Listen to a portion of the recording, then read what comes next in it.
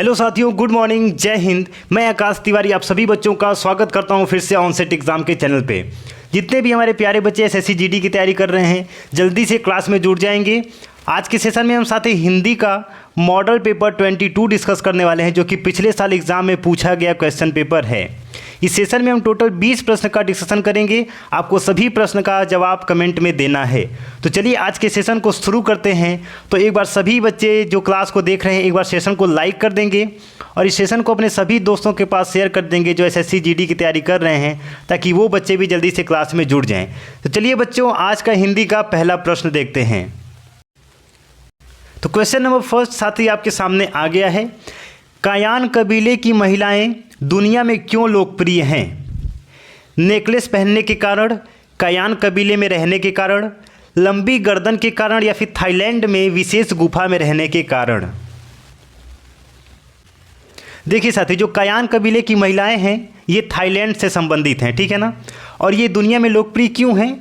इनके लंबी गर्दन के कारण। थाईलैंड के लड़कियों का जो होता है ना गर्दन, वो लंबा होता है। कैसा होता है? लंबा होता है। ऑप्शन नंबर सी आपका सही जवाब हो जाएगा। स्क्रीनशॉट ले लेंगे और सोने से पहले इसका रिवीजन जरूर से करेंगे। रिवीजन नहीं करेंगे तो आपका सारा पढ़ा लिखा धरा रह जाएगा, तो इसलिए रिवीजन बार बार करते रहिए। कायान कबीले की महिलाएं किस प्रकार का नेकलेस पहनती हैं? ब्रास की तारों वाला नेकलेस, जिराफ नामक नेकलेस, हाथों का बना नेकलेस, या फिर विशेष प्रकार की तारों से बना नेकलेस। सभी साथी कमेंट में जवाब देंगे। तो साथी वो लोग ब्रास की तारों वाले नेकलेस पहनते हैं। कायान कबीले यानी थाईलैंड की महिलाएं ब्रास की तारों वाली नेकलेस पहनते हैं। क्वेश्चन नंबर 3, गुनाहों का देवता किसकी रचना है? 5 स्टार लगा लेंगे इस प्रश्न में। एमटीएस वाले ध्यान देंगे। गुनाहों का देवता धर्मवीर भारती, यशपाल, अशोक वाजपेयी, या फिर नरेश मेहता। किसके द्वारा ये बुक लिखी गई है? तो साथी ऑप्शन नंबर ए हो जाएगा, धर्मवीर भारती के द्वारा गुनाहों का देवता लिखा गया है। क्वेश्चन नंबर 4, एक बार सभी साथी सेशन को लाइक करके शेयर कर देंगे। निम्न में से किस शब्द में नी उपसर्ग का प्रयोग नहीं किया गया है? निडर, निगोड़ा, निर्वास, या फिर निहात्य। जितने भी बच्चे हमारे डेली क्लास को अटेंड करते हैं, उपसर्ग कैसे पता किया जाता है बहुत आसानी से आप जानते हैं। सबसे पहले हम संधि विच्छेद करते हैं, ठीक है ना। निडर का हो जाएगा नी धन डर, निगोड़ा का नी धन गोड़ा हो जाएगा, निहात का नी धन हात्य हो जाएगा। तो बचा क्या? निर्वास। देखिए नी हो जाएगा, ये नी नहीं होता है, नीर होता है, ठीक है ना। नीर धन वास होगा, ठीक है ना। ये देखिए ध्यान से, निर्धन वास हो जाएगा। अब देखिए नी उपसर्ग का प्रयोग नहीं किया गया है किस शब्द में? देखिए इसमें नीर हुआ है, नी नहीं हुआ है। तो ऑप्शन नंबर सी आपका सही जवाब हो जाएगा। इसमें नीर का उपयोग किया गया है। चलिए क्वेश्चन नंबर 5, निराहार का संधि विच्छेद क्या है? निर्धन आहार, निर्धन आहार, निर्धन आहार, या फिर निराधन हार। देखिए निराहार क्या हो जाएगा साथी?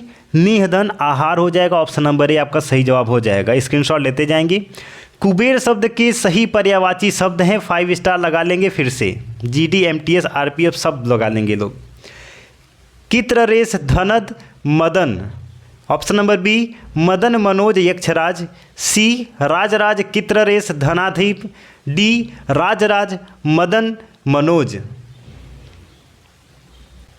तो साथी इसका जवाब हो जाएगा option number C, Rajraj Kitraresh Dhanadhip. Option number C आपका सही जवाब हो जाएगा। चलिए क्वेश्चन नंबर 7, सुधी, मनीषी, कोविद शब्दों का सही पर्यायवाची शब्द कौन सा है? पाहुना, पंडित, बांसुर, या फिर नौकर। देखिए सुधी मतलब साधु, मनीषी मनुष्य, कोविद मतलब पंडित। तो किसका हो जाएगा साथी? ऑप्शन नंबर आपका कौन सा हो जाएगा? बी हो जाएगा। पंडित का पर्यायवाची ये सब है। सुधी, मनीषी, कोविद पंडित का पर्यायवाची है। क्वेश्चन नंबर 8, निम्न में से तद्भव शब्द को चुनिए।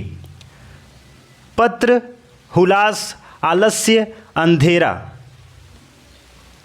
तद्भव शब्द आपको चुनना है।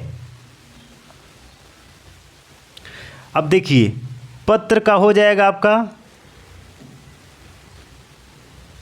पत्ता हो जाता है। क्या हो जाता है? पत्ता हो जाता है। हुल्लास का हो जाता है हुल्लास्य हो जाएगा। क्या हो जाएगा? हुल्लास्य हो जाएगा। आलस्य का क्या हो जाएगा साथी? आलस हो जाएगा। क्या हो जाएगा? आलस हो जाएगा। अंधेरा, देखिए ये आपका तद्भव शब्द है, अंधेरा नहीं होता इसका, अंधेरा का क्या हो जाएगा? अंधकार हो जाएगा। ऑप्शन नंबर डी आपका सही जवाब हो जाएगा, इसका अंधकार होता है। ठीक है ना। चलिए क्वेश्चन नंबर 9, कठिन शब्द का विलोम क्या हो जाएगा? इतना सरल सा क्वेश्चन पूछा गया है। कंस, मधु, सरल या फिर सतत। सभी लोग इसका कमेंट में जवाब दे देंगे, इसका जवाब मैं दे दूंगा। कठिन शब्द का विलोम जल्दी से कमेंट में बताइए। चलिए एक बार सभी साथी सेशन को लाइक कर देंगे, शेयर कर देंगे और चैनल को सब्सक्राइब कर लेंगे। साथी अगर आपको पीडीएफ चाहिए तो टेलीग्राम का लिंक मैंने कमेंट में पिन कर दिया गया है, ये लिंक आप वहां से जाके चैनल को ज्वाइन कर लीजिए। यहाँ पे डेली आपको पीडीएफ भी प्रोवाइड किया जाता है और क्विज भी कराया जाता है। उदार का विलोम क्या हो जाएगा? आभार, आदार, कृपण या फिर संकीर्ण। उदार का विलोम साथी क्या हो जाएगा? ऑप्शन नंबर आपका सी हो जाएगा, कृपण हो जाएगा। साथी ये कुछ विलोम शब्द ऐसे हैं जो कि कई बार एग्जाम में पूछे गए हैं, तो एक बार ध्यान से देख लेंगे और स्क्रीनशॉट ले लेंगे। अच्छा का बुरा, अंकुश का निरंकुश, अक्रूर का क्रूर, अनुज का अग्रज, अग्रिम का अंतिम, अंत का अनंत, अति का अल्प, अतिवृष्टि, अनावृष्टि, अनुकूल, प्रतिकूल, अनुरक्ति का विरक्ति, अनित्य का नित्य, अनुलोम का विलोम। साथ ही ये सारे विलोम शब्द कई बार एग्जाम में पूछे गए थे, इसलिए मैंने आपके सामने इसकी श्रृंखला ला के रख दी है। इसका स्क्रीनशॉट ले लेंगे और डेली इसका प्रैक्टिस करते रहेंगे, रिवीजन करते रहेंगे। चलिए अगला प्रश्न देखते हैं। क्वेश्चन नंबर 11, आंखों देखी शब्द में कौन सा समास है? करण तत्पुरुष समास, संप्रदान तत्पुरुष समास, अपादान तत्पुरुष समास या फिर संबंध तत्पुरुष समास। आँखों देखी कौन सा हो जाएगा साथी? करण तत्पुरुष समास। चलिए क्वेश्चन नंबर 72 यानी कि 12वां नंबर, विषधर में कौन सा समास है? कर्मधारय तत्पुरुष समास, संप्रदान तत्पुरुष समास, अव्ययी भाव समास या फिर बहुव्रीहि समास। विषधर बहुव्रीहि समास हो जाएगा, ऑप्शन नंबर डी। कवि और रचना का कौन सा जोड़ा सही नहीं है? मृगनयनी वृंदावन लाल वर्मा जी ने लिखा है, विनय पत्रिका तुलसीदास, झिलमिले तारे सुभद्रा कुमारी चौहान या फिर युगचरण मुंशी प्रेमचंद्र। कौन सा जोड़ा इसमें गलत है साथी? तो देखिए ऑप्शन नंबर सी हो जाएगा, झिलमिल तारे सुभद्रा कुमारी चौहान ने नहीं लिखा है, ऑप्शन नंबर सी आपका सही जवाब हो जाएगा। बाकी मृगनयनी को वृंदावन लाल वर्मा ने लिखा है, विनय पत्रिका तुलसीदास, युगचरण मुंशी प्रेमचंद्र द्वारा लिखा गया है, तो ऑप्शन नंबर सी आपका सही जवाब हो जाएगा। क्वेश्चन नंबर 4, शतरंज के खिलाड़ी किसकी रचना है? महादेवी वर्मा, मुंशी प्रेमचंद्र, माखनलाल चतुर्वेदी या फिर मोहन राकेश। देखिए बुक के राइटर का आपका 3 से 4 प्रश्न इसमें पूछा गया है, तो ध्यान देंगे, तैयार करके जाएंगे। शतरंज के खिलाड़ी Munshi Premchandra, option number B आपका सही जवाब हो जाएगा। सभी साथी बार सेशन को लाइक करके चैनल को सब्सक्राइब कर लेंगे। क वर्ण का उच्चारण स्थल है, जो क वर्ण हम बोलते हैं वो कहाँ से निकलता है? कंठ से, तालु, ओष्ठ या फिर मूर्धा से। अब देखिए क कहाँ से आ रहा है? क ये पूरा आपके कंठ से आ रहा है। कहाँ से आ रहा है? कंठ से। आपका ऑप्शन नंबर ए सही जवाब हो जाएगा, कंठ से। अगला प्रश्न निर्देश दिया गया है, निर्देश पढ़ लेते हैं। प्रश्न संख्या 76 और 77 दिए गए गद्यांश को पढ़कर सही विकल्प चुनिए।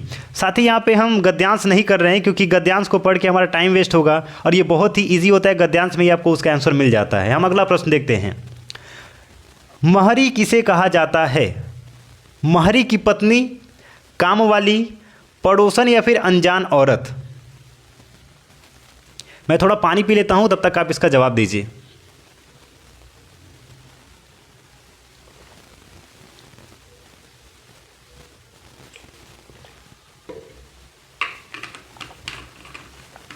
महरी किसे कहा जाता है?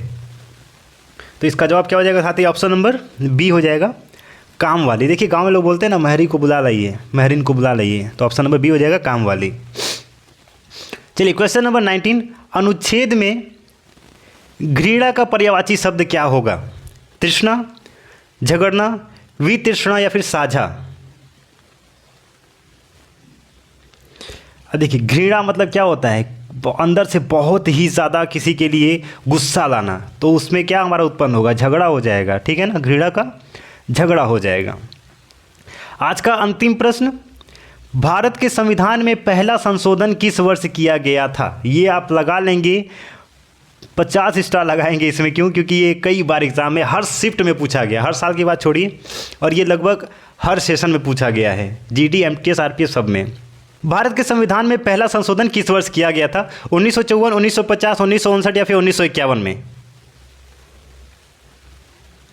देखिए संविधान में जो सबसे पहला संशोधन हुआ वो 1951 में हुआ था। ऑप्शन नंबर डी आपका सही जवाब हो जाएगा। सेशन को लाइक कर देंगे, चैनल को सब्सक्राइब करके रखेंगे। डेली यहाँ पे जीके और हिंदी का पिछले साल एग्जाम में पूछे गए प्रश्न का डिस्कशन कराया जा रहा है। मिलते हैं साथ ही नए सेशन में। जय हिंद, वंदे मातरम।